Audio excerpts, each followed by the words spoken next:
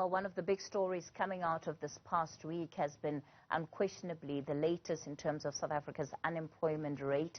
It has hit a new record for the first quarter, which rose to 32.6% from 32.5% in the fourth quarter of 2020.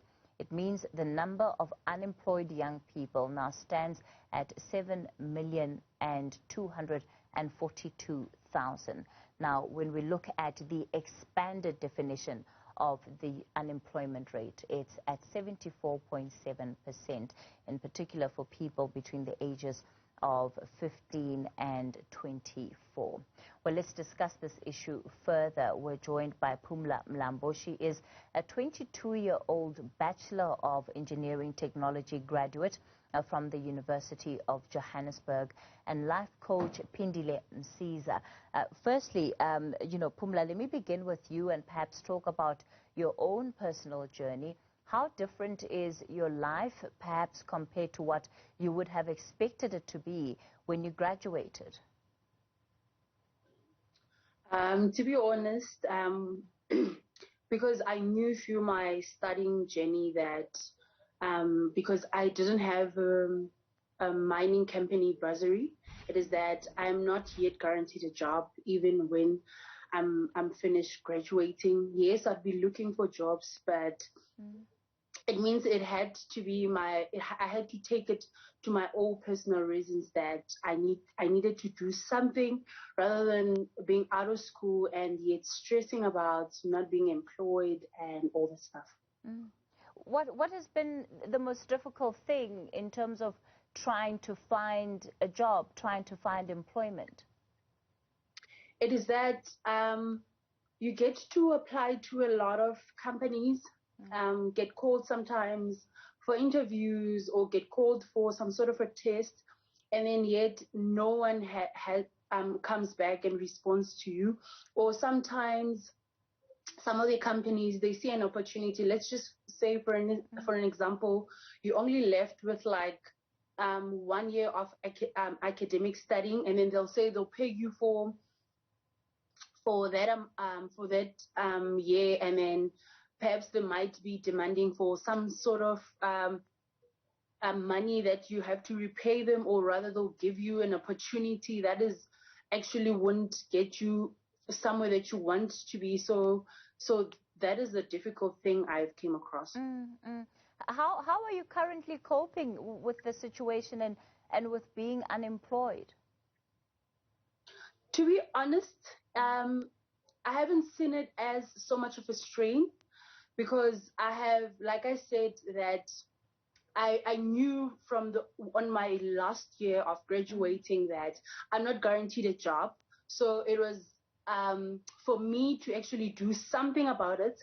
So during my studies, I decided to do something about, I decided on doing business, so that even when I'm looking for jobs, so that I get skills on what I have studied, I do not feel so much pressured that perhaps the government is just doing wrong to us, or the system itself and all that. So, Phindi, let me bring you in here, and perhaps from your experience as a life coach, we're seeing these unemployment numbers at a level that they have never been before.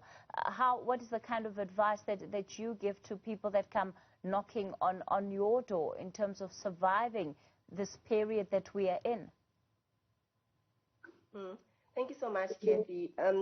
Being a graduate and an employed graduate can be very difficult and frustrating, and especially now with the pandemic. So it can be very difficult to find a job. And like she just said there, she just mentioned that sometimes they want to offer more than your worth, more than your qualification. So it can be very quite frustrating. And I believe that there's thousands of youth out there who are applying almost every single day, but it becomes very difficult even for companies to pick, or your CV to outstand other CVs, because there's just so many people who are looking for jobs. And I believe that there are some ways that one can keep himself or herself going, like being a volunteer, take some time and just being a volunteer. That can also help you to accumulate some of the skills, for future workplace, or if you happen to get a job. And also consider taking a part-time job. I know a lot of youth would say, hey, but this is not what I'm worth, or this is what I want to earn. But if you just consider taking up a part-time job, that can also assist you here and there, and you can still learn quite a lot from those part-time jobs, like your communication skills, your problem solving, which is also equals to the same qualification. It's as important as the qualification that you have. These days, we've got a lot of free online courses that one can also just take up and just keep themselves busy. Some of them don't even need any fee that has to be paid. So one can even say, but I can't even afford to take up those online courses. So some of them are free, just to help you keep yourself going and just be in a different mindset, in a different way of thinking. And be active, participate in community activities, community empowerment activities, where you know that you stand a good chance maybe of being noticed one day if that opportunity comes. So there are some ways that our youth can consider participating on, or just keeping themselves busy, because it can be quite frustrating being at home, sitting at home with that degree or diploma without any employment. Pumla, when you listen to some of those suggestions that Pindi has run through, speak to me maybe about some of them that may stand out, that you may have already tried. What was your experience with them? All right. So when it comes to volunteering, I've always done it since I was in high school. So I haven't seen it so much of a problem. So she also spoke about keeping your mind busy. It's very important that you do that. But also she also spoke about getting yourself into online courses and what. So what happens is, as young people, we're so much desperate that we end up going into online courses that are a scam, whereby, for instance, they'll say just pay 100 Rand so that you be part of that online course. But because you're desperate, you want to get your mind going, you get into that, and there is nothing that is there for you. But otherwise, keeping your mind going, it's very important. And also volunteering, just so you get skills. Because the problem with us is that we want money more than we want skills. Yes, money is important for us to maintain our lives and all of that, but skills is also important, because you're not just getting money, but you also empowering yourself and developing yourself.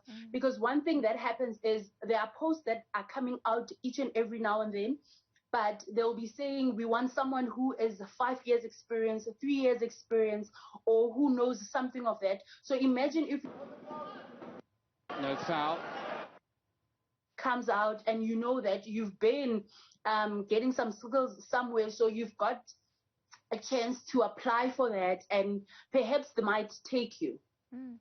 Let me wrap up with you then, Pindi, in terms of giving young people hope for the future, and encouraging them in their own journey, and letting them know that where we are today is not always where we'll be. I like what you just said, that where we are today we might not end up where we are today. So it's very important for us to encourage ourselves. Let us participate in forums. Get yourself busy. Get involved in coaching and mentoring, sports, games, just to keep your mind busy.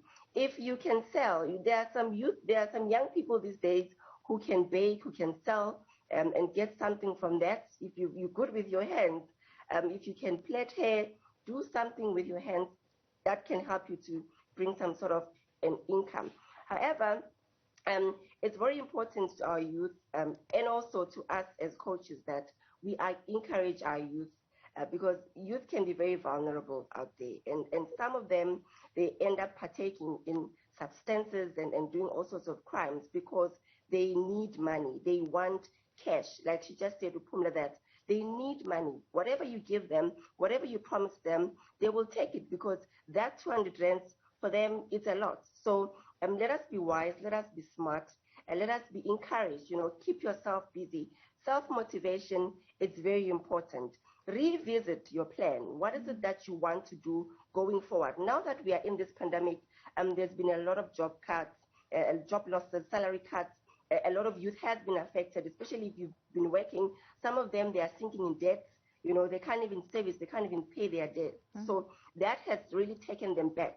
So go back, revisit your plan, revisit your career path. What is it that you would like to do going forward? And if you realize that where I am might not be working for me in the next coming 2 years or 3 years, change the plan, change how you do things, change whatever that needs to be changed in order for you to survive until we get at a better stage or at a better place as a country. All right, let's leave it there for today. That was graduate Phumla Mlambo and life coach Phindile Msiza. Let me thank you both for your time tonight.